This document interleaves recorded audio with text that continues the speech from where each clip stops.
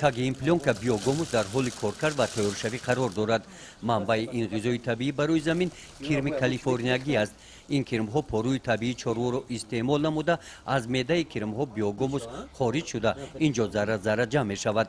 фасли гармо ин ҳолат то тайёршавии маҳсулот 2 моҳ идома меёбад. абдуҷаббор гадоев тӯли 4 сол мешавад ки ба ин кор машғул аст ва ин маҳсулоте ки ӯ истеҳсол менамояд бисёр деҳқонон дар ғизо додани замин аз он истифода намуда ба гирифтани ҳосили баланд муваффақ гардиданд. баъди вақте кирми сирхи калифорния порӯи гов асп ами маҳсулоти чорвора вақти истифода мебарад через худаш мегзаронаш мешава биогумус. дар таркибаш элементҳои бисёр дорад, микроэлементҳое дорад ки дар доруҳои химиявӣ нест. ӯ чизо беҳтарин чизае дар хок вақте ки мондиш таъсирнокиш то 5 сола иншоалло ки гум намешава. биогумус тарҷумаш био табиат, гумус замин, хок яъне ки хоки табиӣ. хоки табиӣ ҳозир чӣ хел бигӯм задан кишт кардан сол бар сол дору мезананд. ма танқид кардан нестам, ами мачавина карба мида ами чизора бисёр истифода мебаранд. дар замин бела мезани кирм нест, барое ки замин мурдагие. агар ай ҳами чиз кам камакӣ хоҷагиё да барои деҳқонои хоҷагиёи деҳқонӣ бисёри бад дар кор мешава. барои ҳамун хотир хоҷагиёи майдак да баранд подиринга памадара ҳамин хел кунанд сол ба сол ҳамун замин айсар зинда мешава. дар тайёр намудани биогумус дар ин гӯша порӯи чорвоҳои маҳаллиро барои захираи хӯроки кирмҳо ба сифати ашёи хом нигоҳ доштаанд. абдуҷаббор мегӯяд ки биогумус ин ғизои табиӣ мебошад ва заминро ба қувват ва ҳосилхез мегардонад.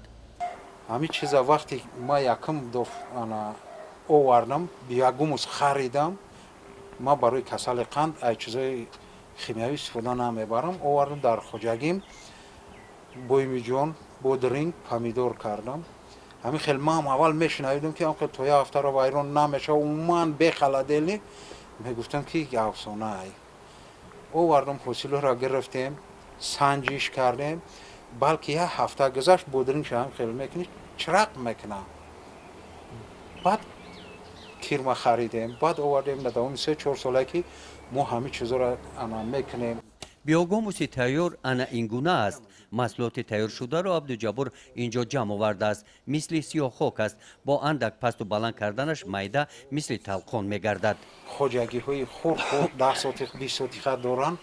ҳамвора ма вақти биогумус мехаранд, ма ҳамвора маслиҳат метам ки бародаро шумо биёен вақти соатш мешава, биёен коробкаи ба нам биёрен, ман шуморо ба қадри зуррасм метам. шумо албатта дар хоҷагитон гов дорен, мол дорен, ҳаму порӯи ҳамуро ай беҳуда бурда партофтанда шумо табииш кунен, биогумусш кунен, ай ӯи ки 2-3 камаз порӯро мебари дар як ҷо мезани 500-600 кило биогумус ҳамуро маҳкам мекунад.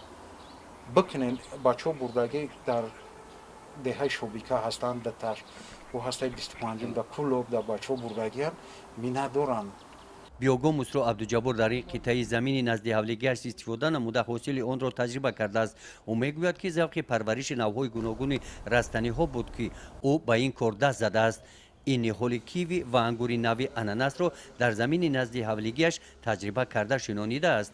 бо боварӣ мегӯяд ки соли оянда меваҳои онро мечашад. ман бениҳоят ҳамин боғда ҳавас дорам. ангур ман худам касали қандам, ангур намехӯрам, лекин ҳавас дорам мекунам. якчанд сортҳои ангур овардагием, ҳаминҷа пайман кардагием. худо баракат та бачаҳое ки дастрас кардан мода. ангур ҳастай, киви ҳастай, таҷриба кардастем. иншоалло ки ҳамин киви дар тоҷикистони мо иншоалло мешава бе ягон парник, бе ҳичи сорти хейвардаш беҳтарин сорт ҳамоай хабад.